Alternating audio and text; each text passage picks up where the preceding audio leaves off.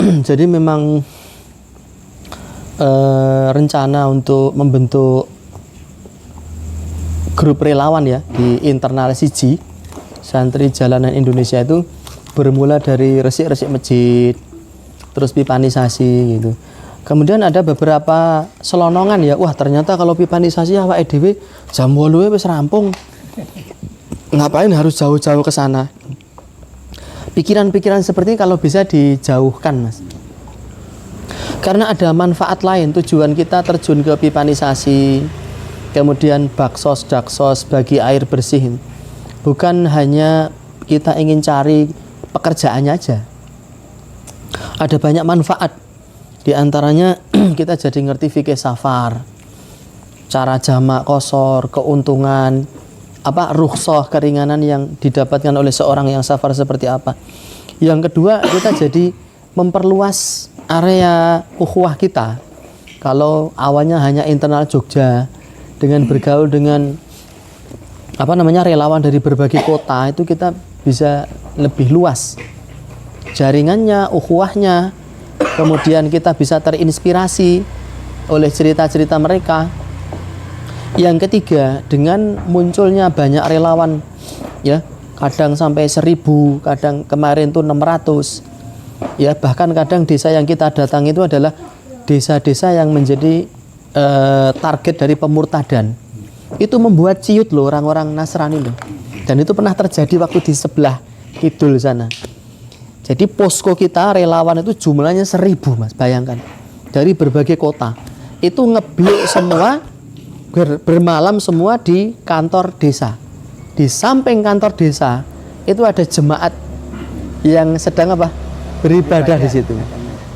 Kelihatan sekali, Pak, minder dan gentarnya mereka itu seperti apa. Melihat jumlah umat Islam yang begitu banyak, kayak nek relawan kan ya rupanya serem-serem ya. Karena kan muka-muka ngeleh itu. Itu semakin, wah ini orangnya kok serem ini. Ya, apalagi kita waktu di daerah gitu itu. Kepala desanya ngomong sendiri, Ustadz kita itu sudah selama 5 tahun berusaha ngajukan pipanisasi ke DPR, mental semua. Alhamdulillah ini nggak pakai proposal, nggak pakai pengajuan. Ustadz ngomong pipanisasi, di sini juga siap dipipanisasi. Panjangnya berapa? 5. Langsung kita terjunkan 1000 relawan itu. Meskipun sebagiannya goreng-gleh-gleh, ngapa cah? Tolah-toleh, bergerak ngentekne kabeh. Itu yakinlah keberadaan kita itu membangun semangat di tengah umat Islam dan membuat gentar ya orang-orang kafir dan berpikir 1000 kali untuk bikin masalah di desa itu. Jadi meskipun kita datang kayak tadi ada sebagian relawan pas pembukaan ikut, lalu baru tahu ditugaskan di sana. Pas sampai di sana pekerjaan udah selesai, akhirnya turun lagi. Padahal waktu tempuhnya 12 jam. Itu nggak ada yang sia-sia itu. Ya, ada ukhuwah, ada ilmu, ada pengalaman, kemudian ada aura ya. Menunjukkan kebesaran umat Islam di hadapan orang-orang munafikin, orang-orang kafir ini. Dan nanti seiring waktu berjalan kita akan terinspirasi ya.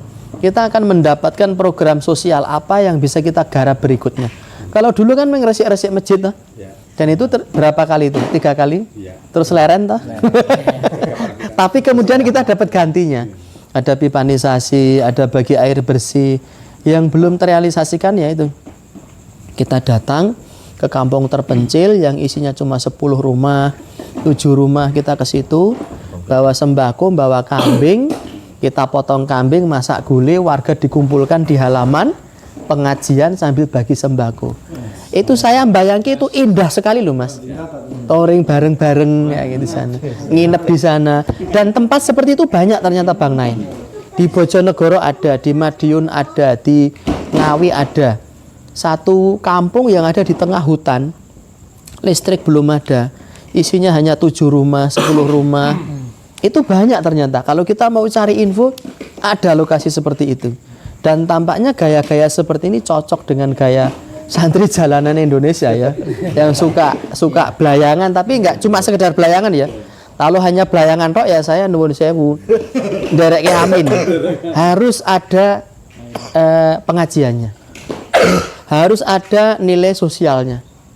harus ada aksi baksosnya, sehingga mainnya kita itu bukan sekedar main seperti masa lalu antum di zaman Orde Baru ya. Kalau sekarang kan orde apa ini? Orde sekarang, orde Z ya, generasi Z. Harus beda antara orang yang hijrah dengan yang tidak. Masalah nanti nunut-nunut sambil nonton-nonton nggak masalah, kan kita juga belajar. Antum melihat Brigasi kok ngopo-ngopo iso ketoke. Ya, sifat karakter orang itu sendiri-sendiri dan kita berkumpul itu saling melengkapi. Kemudian yang tidak kalah penting berkaitan dengan aksi-aksi kita adalah mengikhlaskan niat. Jangan sampai kita sudah lelah, letih, lesu, ya kita nggak dapat apa-apa gara-gara dipamerkan.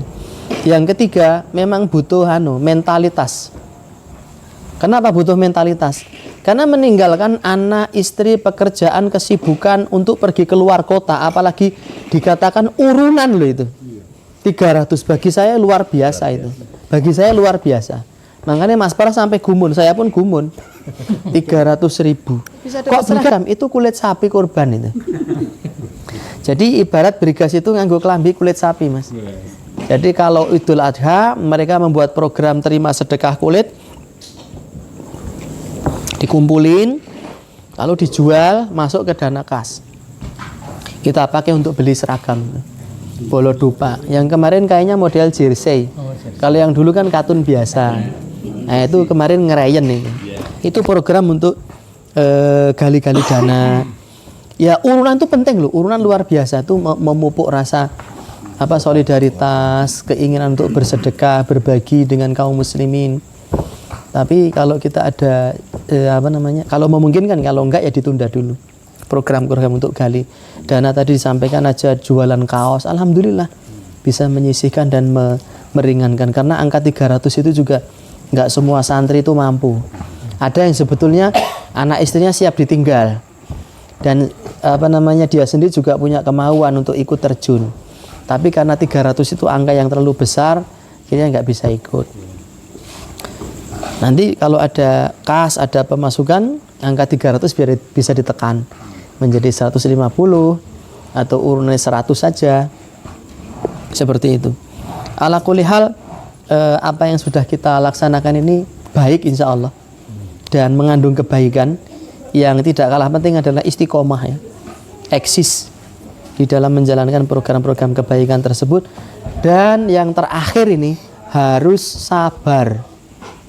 Karena kan beda pendapat, beda isi kepala, baik sebelum maupun saat terjun di lapangan atau saat evaluasi itu pasti akan terjadi. Saya itu bersikap seolah-olah tidak terjadi apa-apa. Tapi radar saya cukup kuat ya. Cukup kuat untuk mengetahui ada beberapa gesekan yang terjadi di internal teman-teman kampus jalan. Saya tahu. Si fulan itu lagi ada masalah saya ngerti itu, dan sengaja memang saya diem karena terkadang nasihat itu jika disampaikan tidak tepat pada waktunya justru memperkeruh ya. Ketika kita sudah bunek menghadapi badai yang gelap, yang deras, yang mubat mabit, terkadang kita hanya butuh berzikir aja dan menunggu waktu sampai badai itu berlalu dengan sendirinya. Jadi welingan saya untuk diri saya dan teman-teman sekalian, kalau ada gesekan ya diminimalisir. Nggak mungkin nggak akan ada gesekan, nggak mungkin. Pasti akan ada gesekan. Ada perbedaan pendapat, ada perang dingin, perang urat saraf pasti terjadi. Tapi ya kita bisa meminimalisir efek buruknya, diantaranya dengan menahan lisan, dengan bersabar, dan lebih mengutamakan kemaslahatan umum daripada egoisme pribadi. Dan yang tidak kalah penting, berdoa kepada Allah Ta'ala agar Allah Ta'ala membersihkan jiwa dan hati kita. Allahumma ati nafsi taqwaha wa zakkiha anta khairun man zakkaha anta waliyuha wa maulaha. Itu sering kita baca agar jiwa kita itu bersih. Yang penting kita akan berperan, nggak jadi masalah kita mau berperan ditaruh di bagian mana. Adalah malam ini Pak Andi di bagian patean. Ya enggak masalah ya Pak Andi ya. Meskipun itu bukan posisi yang prestisius. Patean tok ya aku. Hati pas ninggalke anak bojo ning kono gur kon gawe wedang itu misalnya. Itu tidak seperti itu ya. Insya Allah kehadiran masing-masing kita di sini itu menambah ruh semangat untuk berbuat kebaikan. Ketok ya awake dhewe ning kene gur tolah-tolah iku nek ora teko ya digoleki lho. Asli, beneran. Wah, kesimpulan kok ora aneh ya dadi ra gayeng ya. Padahal nek teko ya gur tolah-toleh. Jadi keberadaan dia itu menumbuhkan semangat itu loh. Jadi jangan kecil hati, wah aku ning kono ra kanggo, aku ning kono gur tidak dipedulikan. Ya seperti bunga di tepi jalan gitu misalnya. Jangan begitu. Itu mungkin yang bisa saya sampaikan pada kesempatan malam yang berbahagia ini. Terima kasih, jazakumullah khairan.